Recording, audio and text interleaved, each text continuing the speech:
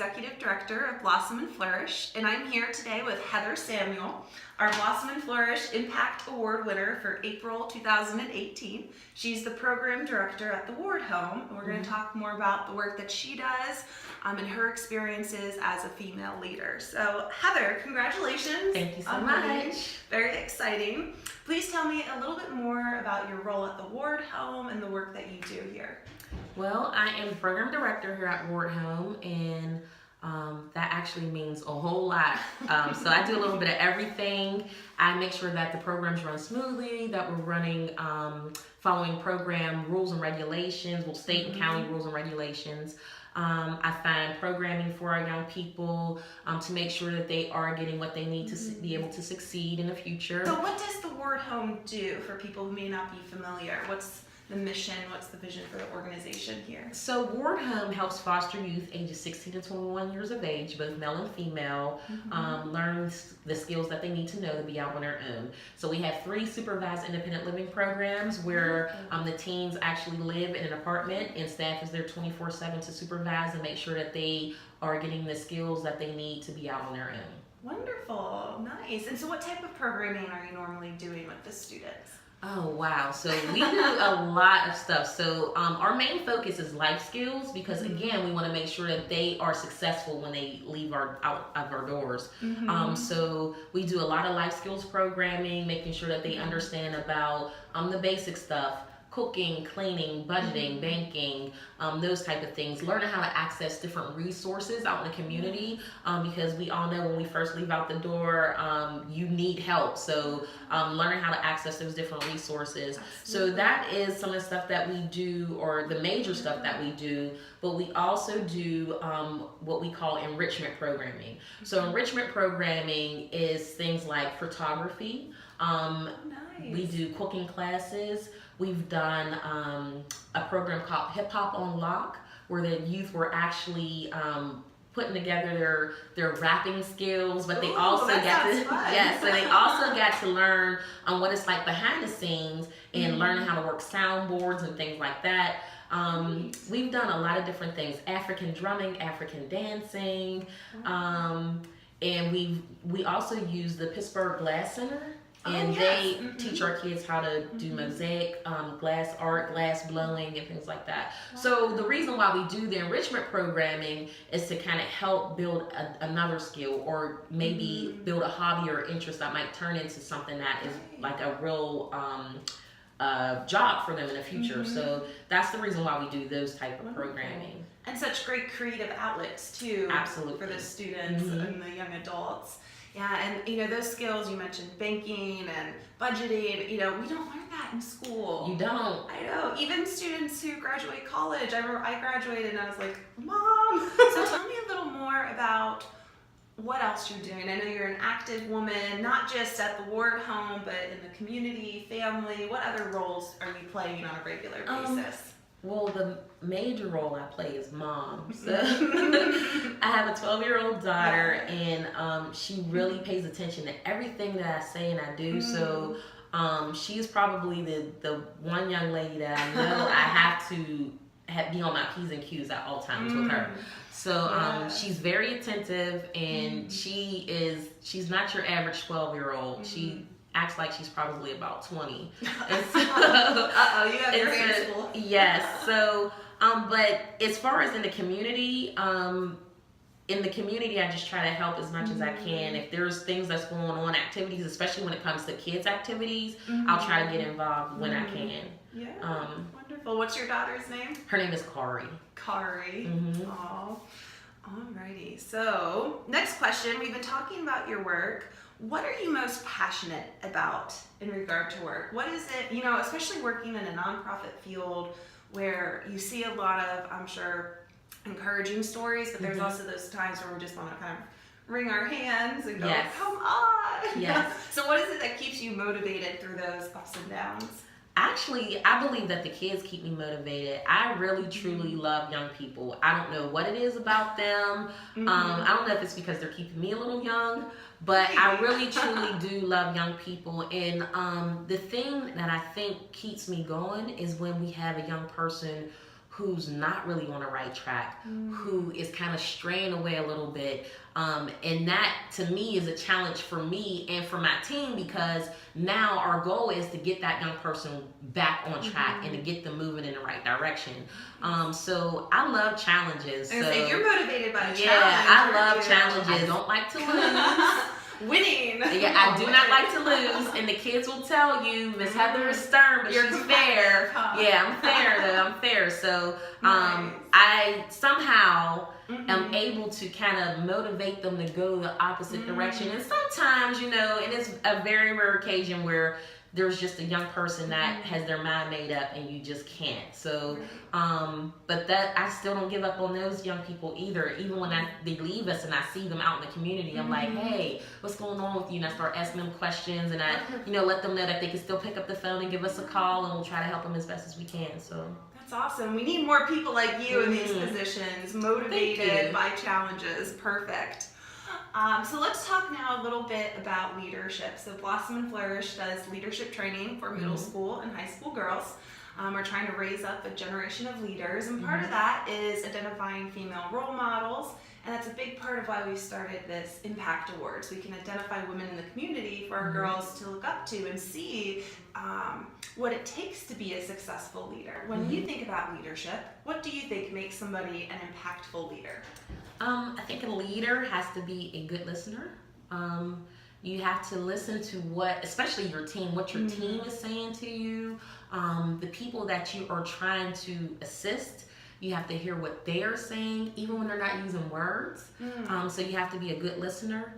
Nonverbal communication. Yes, you have to pay attention to all of that. So yes, we talk about that with our students a bit. all the time. So the listener thing is like really big, and I also believe a leader has to be a person who doesn't mind getting their hands dirty. So you have to get in there, you have to try to do the work, you have to be an example for others so that they know how it should be done. And so a leader is not just about delegation and having power and authority. It's about actually getting in there and doing the work for yourself. Yeah, leading by example. Absolutely. And working with the team. Absolutely. Wonderful. Yeah, we talk about that with our students. We say one of the myths of leathleadership is it's all about just do this, do that. Yeah, but that is so not it. Right, yeah, thank you. Okay, so then throughout your career then, what is one of the most important leadership lessons you've learned? Oh, wow. Now, that's a really good question. So, I think one of the lessons that I probably learned is to always learn from your mistakes.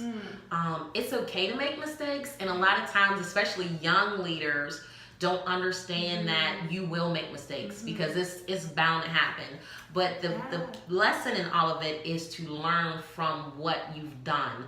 Sit down, debrief with people, talk about what went right and what went wrong, and how can we fix it and do it better the next time. I love that. Yeah, it's understanding. I heard somebody say failure isn't final. No, it's not. It's not. So yeah, we have to remember that one. There you go. We'll steal from each other. Yes. So a lot of the young women that I work with are struggling with their confidence. Even, if I ask them, are you a leader? They're like, no, not me. And I believe if you have influence, you're a leader. So we're all leaders in some capacity. Did you ever struggle with influence growing up or in your professional life? And what has made you more confident over the years? I think that everybody has that struggle at some point in their life, especially when you're young. You don't realize the leadership qualities or abilities that you have, and you don't ever know it until someone actually points it out to you. So when someone points it out to you, you have to kind of rise to that challenge and say, hey, okay, they told me I can do this very well. So you have to figure out where your space is and how you can best help your team or that group of people and use your qualities to your advantage. So, but everybody has that confidence issue, especially at some point, we all do it. So you just have to, again, believe in yourself. And when you have a great support team behind you and someone saying that you can, that makes it even that much better. It helps your confidence to grow even stronger and pretty fast too, especially when you have a great support team. So that makes a difference. Did you have somebody in your life that did that for you growing up, who said, I see your potential, and gave you opportunities? I had lots of people in my life that saw my potential, and even at a very young age. I remember being in the 3rd grade, and I had a teacher. Her name was Mrs. Bush. Hi, Miss Bush. She was phenomenal. She really was, and she left an impact on me for the rest of my life. Like, I love her. But I had lots of great teachers who were examples for me and showed me those leadership roles and pulled out little things that I would do, because I was a very quiet kid. I'm actually pretty shy. I'm still pretty shy right now, believe it or not. I really am. So those are the people who helped me, like teachers. And then, of course, you have your grandparents and your mom and your dad and, people like that. And even your girlfriends. I have a good group of girlfriends who, so important. you always keep positive people around you. So I have a good group of friends who always challenged me and made me go a little further, because they were that good too. So it's being intentional about who you surround yourself with. Absolutely. Yeah, and especially our friends in middle school, high school are such a key component to that. We want friendships who are going to build us up, not be tearing each other down. Yes. Yeah. When you're in middle school and high school, friendships are everything.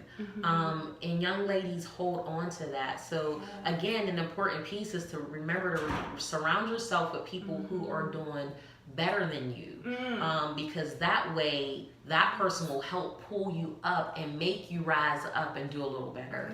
And it's okay to have friends who are maybe not such a good influence all the time, because you may be that person who's pulling them up. Who's pulling them up. So you have to be open-minded, but definitely keep positive people around you. Great, thank you. Good advice. So we've already started talking about advice, which leads us into our last question here, which is, what advice would you offer our Blossom and Flourish girls as they seek to be leaders who positively influence others and make a difference in their world? The other thing that I would say is to make sure that you have something or someone to keep you grounded. Because sometimes when we're doing a great job, you're floating on cloud 9 and you're like, I'm the stuff. I got this. I'm not worried about it. But you need something or someone to keep you grounded, or some type of ritual every single day. And for me, it's either reading the Bible or just going through a verse in the Bible and remembering that even our Lord and Savior had challenges. So, you have to kind of keep yourself pulled to the ground and make sure that you're doing the right thing. The other thing that I would probably tell a young woman is, never be afraid. Never be afraid of what could be. A lot of times we don't want to go forth and do things because of the unknown. We don't know what's going to happen. We don't know if it's going to be a good outcome or a bad outcome. But the truth of the matter is, we'll never know unless we do it. So don't be afraid to challenge yourself and go forward and try to do some things that nobody else has ever done, because you might be that one person who makes a huge difference. You might be the one who's meant to do it. Yes, absolutely. Yes. And that leaves what we talked about earlier, is remembering failure is not final, and learning from those mistakes and using them to make you even better the next time. Yeah. Wonderful. Well, thank you so much for spending some time with us this afternoon. Do you have any other final thoughts that you'd like to share with our students, or did we cover it all?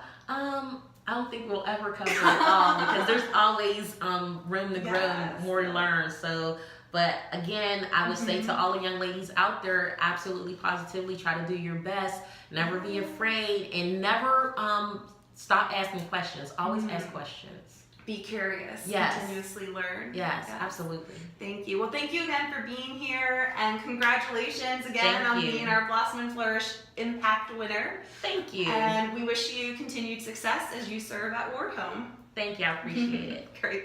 Bye, everybody.